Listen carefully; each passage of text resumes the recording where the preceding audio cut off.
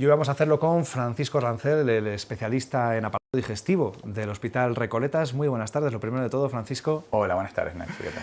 Bienvenido. Vamos a hablar de un área médica hasta cierto punto delicada. Es un área que además en España mucha gente pues, puede tener más o menos presente o asociado a ciertas enfermedades. El cáncer de colon, por ejemplo, puede ser una de las más importantes en prevalencia. Hablamos de que el año pasado, el 2021, se diagnosticaron más de 43.000 casos, que viene a ser un 10% del total de los casos de cáncer, ¿no?, que se diagnostican. En este caso siempre se habla además de la importancia de la detección precoz y de la prevención, ¿no? Está claro que es un pilar básico para evitar males mayores. Siempre se habla, más vale prevenir que curar, Sí, ¿no? sin duda, el cáncer de colon a día de hoy constituye una de las enfermedades contra las que más combatimos en mi especialidad, dado que es muy prevalente, es el tumor más frecuente en España si juntamos a ambos sexos. En principio, con solo decir eso ya es decir mucho.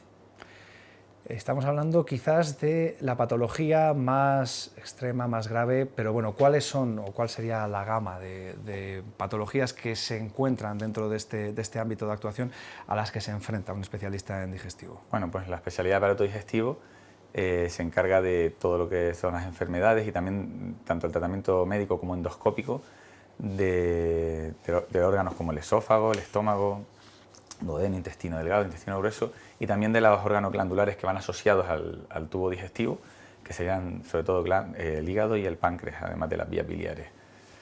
En ese sentido, pues todas estas enfermedades pues, incluyen un amplio campo, con lo cual muchas veces tenemos subespecialidades dentro del aparato digestivo. Claro, la sintomatología, entiendo, para que alguien se dé cuenta de que, oye, algo está fallando, imagino que es muy variada y que sobre todo hay que estar especialmente atentos respecto a algunas que pueden dar señales de lo que hablábamos al principio, de ese temido cáncer de colon. Bueno, pues centrándonos en el cáncer de colon, efectivamente hay que tener en cuenta siempre una sintomatología de alarma que nos debe hacer pensar que debemos consultar. El sangrado, la rectorragia, que es el sangrado por el ano mezclado con o sin heces, es el principal síntoma.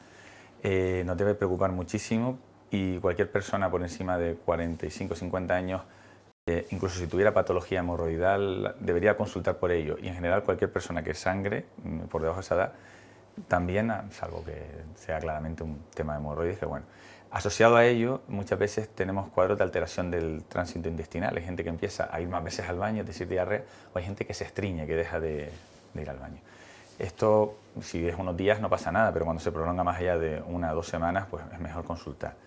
La pérdida de peso y de apetito asociada a estos síntomas también nos debe preocupar bastante. Y luego, en los análisis de sangre, muchas veces una anemia en los hombres o en las mujeres, sobre todo a partir de la edad fértil, de que cesa la edad fértil de las mujeres, debe hacernos también investigar, porque puede haber algún tipo de pérdida de sangre por el tubo digestivo y habría que comprobar que no fuera alguna lesión tumoral. Bueno, estamos hablando de qué señales son las que nos deben alertar, pero bueno, ¿cómo podemos evitar que aparezcan estas señales, que al final no dejan de ser síntoma de algo que esconden, ¿no? ¿Cómo podemos, no sé si hay algunos factores de riesgo que debamos evitar? Sí, efectivamente, en el cáncer de colon está muy estudiado que hay algunos factores de riesgo que son claramente protumorales, que desencadenan la cascada tumoral. Uno de ellos sería el consumo de carnes rojas.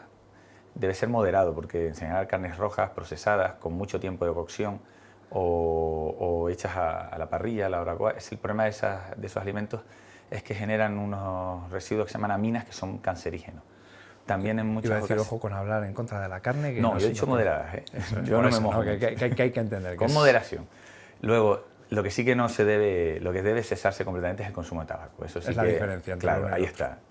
Igual que te digo que el consumo moderado también de alcohol, con moderación, pero sin embargo el tabaco, cero. Esto todo hablando de factores de riesgo para el cáncer de colon. Se recomienda evitar la obesidad, porque al final se puede favorecer el desarrollo de un tumor, y realizar ejercicio físico.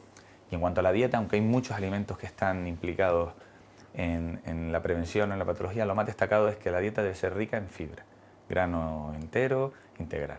Todo lo que sea facilitar el procesamiento de los alimentos, la salida, ¿no?, de los alimentos. Sí, sobre todo la fibra se ha comprobado en varios estudios que previene el cáncer de colon.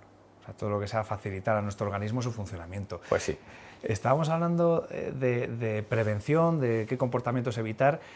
También es verdad, por ejemplo, a mí me viene a la cabeza que, hablando del cáncer de mama, por ejemplo, que es uno de los más presentes precisamente en el mundo de las mujeres, se habla de la prevención a través de la mamografía. No sé si hay un equivalente, en este caso, en lo que tiene que ver con el cáncer de colon, para intentar detectar a tiempo, ¿no? Para intentar llegar a esa detección precoz y que aumenten y mucho las estadísticas, ¿no? Las posibilidades de superarlo con creces. Es un tema esencial, o sea, disponemos de una prueba y se llama sangre oculta en S. Consiste básicamente en recoger con una espátula en un kit que viene una pequeña muestra de heces en el domicilio y enviarla luego a un laboratorio. Esa prueba es muy sencilla y realmente a día de hoy en Castilla y León y en toda España existen unos programas de detección precoz que envían a casa un aviso para que a partir de los 50 años y en Castilla y León hasta los 69 años nos realicemos dicha prueba cada 2 años. Es muy importante, en esto quiero aprovechar a hacer un llamamiento a toda la población de que aquellos que están incluidos en este programa de prevención se realicen esta prueba. En Castilla y León, en algunas provincias, solo un 25% de las personas que reciben esto se lo realizan.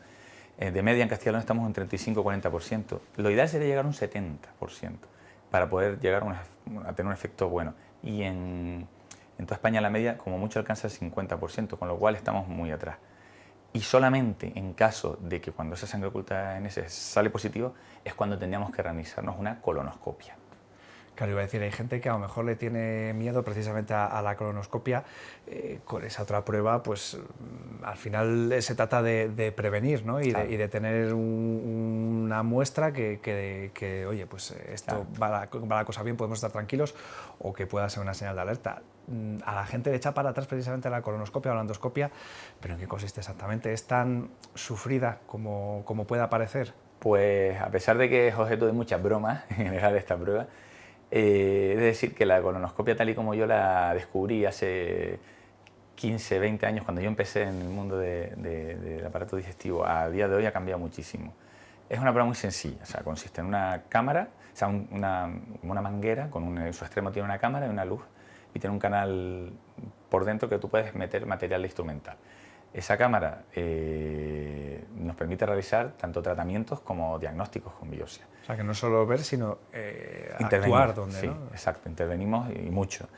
La diferencia, lo que ha cambiado en mi profesión en los últimos años es que, y ya es totalmente estándar, cualquier unidad de endoscopia moderna disponemos de un personal cualificado que lo que se hace al paciente para que esté lo más confortable posible es sedarlo. Esa sedación hace que el paciente no se entere durante el procedimiento de nada, no tenga dolor, y eso permite que al final de la prueba pues, sea muy confortable el tema. Lo único que queda malo en la colonoscopia es el tema de que hay que limpiar los intestinos. Eso es lo malo, que unos días antes hay que hacer una preparación. Y al líquido este que dices, el líquido y una dieta, pero bueno, no es muy complicado. Y al final muchos pacientes lo que más recuerdan de la endoscopia es lo bien que se lo pasaron con la sedación, porque a muchos dicen, ¿y esto dónde lo venden? Que yo quiero usarlo, porque es que de verdad es muy confortable el tema. Claro, me estaba acordando de un amigo que me hablaba también del recuerdo que tenía de lo bien que le supo la primera comida después de... Aparte de eso, sí. Claro, porque tanto esfuerzo, no tanto esperar y estar en ayunas, pues cuando... Y generalmente se puede comer a las pocas, enseguida tras la colonoscopia.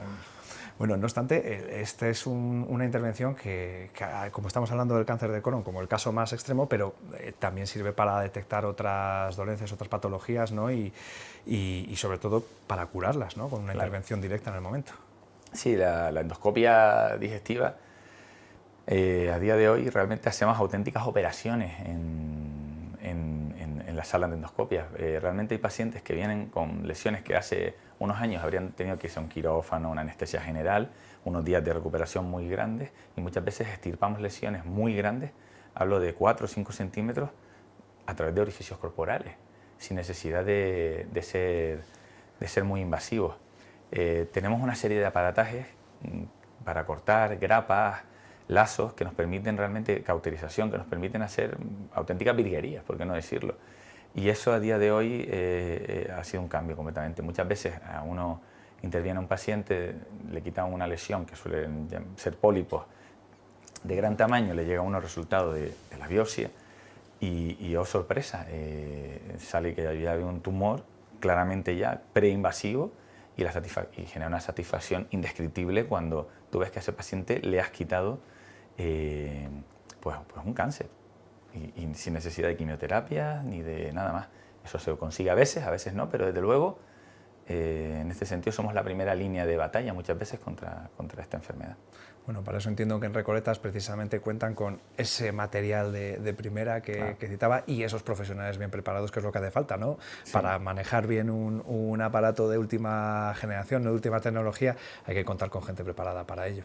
Bueno, nos formamos continuamente para ello, intentamos siempre estar al día, es complicado, pero bueno, intentamos siempre estar en lo último o lo penúltimo al menos, ¿verdad? Estaba pensando yo que le estaba notando el deje que de por aquí del Cerrato no es, ¿no? No, soy un poco más al sur, sí. Soy de Canarias, de Las Palmas de Gran Canaria. ¿Y cómo acaba un canario? ¿Por Palencia y cómo se adapta? No, la verdad que aquí ha sido fácil la adaptación, poco a poco. La verdad que cuando uno viene ya con familia, hijos, la rutina, la vida diaria hace que simplemente nada más que haya que dejarse llevar. Y bueno, ¿cómo acabo aquí? Pues la vida al final da muchas vueltas, los médicos somos gente que tenemos que estudiar el MIR, nos movemos fuera de nuestro sitio muchas veces y al final pues me encontré en mi vida con una palentina de la Ojeda y mira, tú por dónde, aquí estoy. Ya está, es que no va a encontrar mejor que una palentina de la Ojeda. Habrá quien diga, bueno, una del Cerrato. A saber. Bueno, la mía se acordará de mí por decirlo de la Ojeda, pero es lo que es. Bueno, vamos a recordar, Francisco, a aquellos que nos estén viendo y que les haya entrado ese intríngulis, ¿no? De decir, bueno, pues quizá debería hacerme un chequeo. Claro. ¿Dónde van a poder encontrar la mejor atención, el mejor asesoramiento? Bueno, ante todo, ante cualquier duda que tengan al respecto, estamos en la Avenida de Castilla, número 5, aquí en Palencia. Y la verdad, muchas veces pues la duda puede hacer que se resuelva sin necesidad de realizar pruebas muy complicadas, otras veces no, pero lo más importante es preguntar, porque muchas veces por no preguntar a tiempo, como bien decías al principio, más vale haber prevenido antes que luego ya lamentarnos mucho tiempo después. Bueno, pues esperemos que la gente tome conciencia y efectivamente prevengamos, que falta hace para evitar males mayores. Francisco, muchas gracias por haber venido y por todo el trabajo que hacen desde Recoletas. Pues nada, gracias a ti. Que esto al final, ya saben, son recomendaciones que hacemos en torno al mundo de la salud que nos importa y que tenemos que tener muy presente, ya lo saben.